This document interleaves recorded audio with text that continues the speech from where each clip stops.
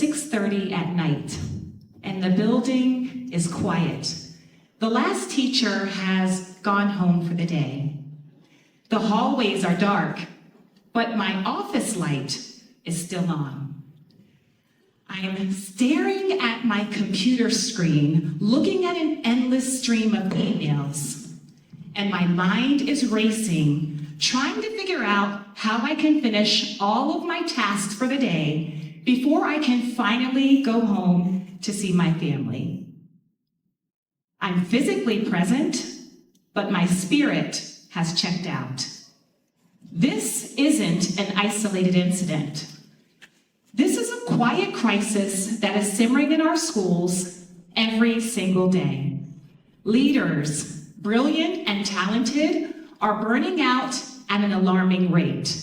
We are told to do more with less, to be everything to everyone.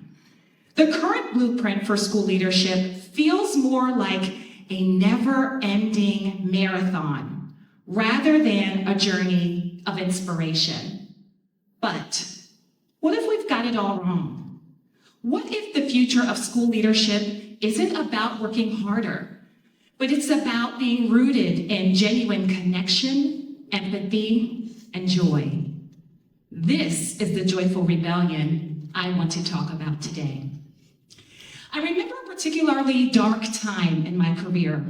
I was a brand new principal during the onset of the COVID-19 pandemic, and every day felt like I was putting out a new fire. Student health protocols, staff anxieties, remote learning, and parent concerns. It was never ending. And I remember existing on fumes and sheer willpower, just trying to make it through each day. And even though I was physically present in the building, my mind and my heart were 1,000 miles away, just trying to survive the next email. And I remember a particularly hard time. A teacher had come into my office with tears in her eyes. She clearly was feeling overwhelmed, and she needed my support. And I remember nodding and offering her some sort of advice. But the truth of the matter is, I was just counting down the seconds until I could get back to my own mountain of tasks. And it was in that moment that I realized I was totally disconnected from this work. And that's not a way that a leader should be. You see, when leaders are overwhelmed and exhausted, everything is impacted. We can't truly see or feel or understand those that we're serving. And as a result, our teachers can become disengaged, and our students can become uninspired. And the once vibrant learning community that we're all accustomed to slowly begins to fade away. So, how do we achieve this joyful rebellion? Well, it's rooted in authenticity, and it's founded on 3 pillars: connection, empathy, and joy. Let's talk about connection. Connection is how we bond with each other. It's not just about being physically present, it's truly about being present with someone. It's about knowing the name of all of our staff members, not just our teachers. It's about spending time in a classroom just observing the magic of teaching and learning for 15 minutes.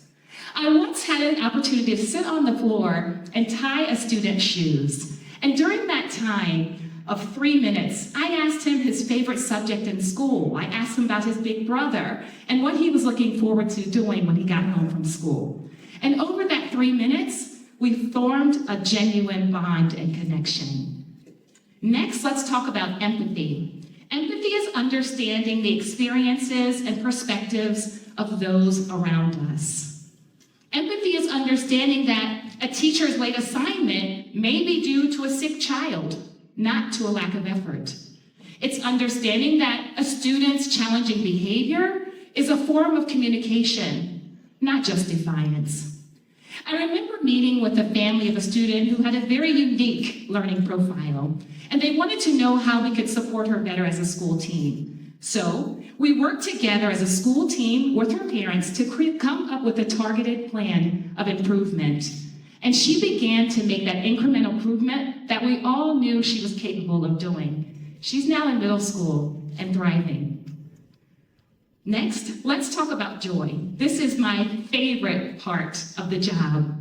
Joy simply isn't about toxic positivity or ignoring the challenges of education, but it is about uplifting our positive school culture and the lightness of our work. One time I saw a student in the hallway. He had a bike helmet in his hand, and I walked over to him and just started conversing with him and asked him, "What do you need the bike helmet for?" He said he was going outside to ride bikes in PE class. And he said, "Dr. Edoho-Eket, do you want to come outside and ride with us?" And I said, "Sure, I have a couple minutes in between meetings." So I went outside and raced half of his class. And even though I lost all of those races with the students, we had an incredible time bonding together. The thread that weaves these three pillars together is authenticity. You can't fake connection, empathy, or joy. But when we as leaders take the time to be vulnerable and show our authentic selves, these qualities naturally emerge. So, how do we achieve this joyful rebellion? It doesn't take a grand strategic plan, but it does take intentional shifts in how we lead. First, we need to have a genuine, connecting conversation every single day. We need to be physically present and not just asking someone, "How are you today?" but asking them, "How are you really?" and then pausing and listening to understand. Next, we need to infuse more joy into our schools every single day.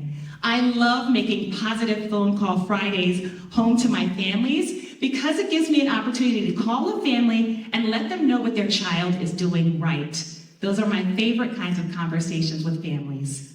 And last, we need to be present with everyone that we serve.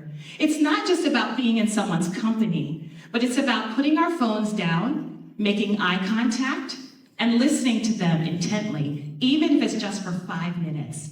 That 5 minutes can make a huge difference in someone's life. The joyful rebellion is not about ignoring the challenges of education, but it is about responding to those challenges in a way that is different, with a different kind of strength that is focused on connection, deep empathy, and the power of joy.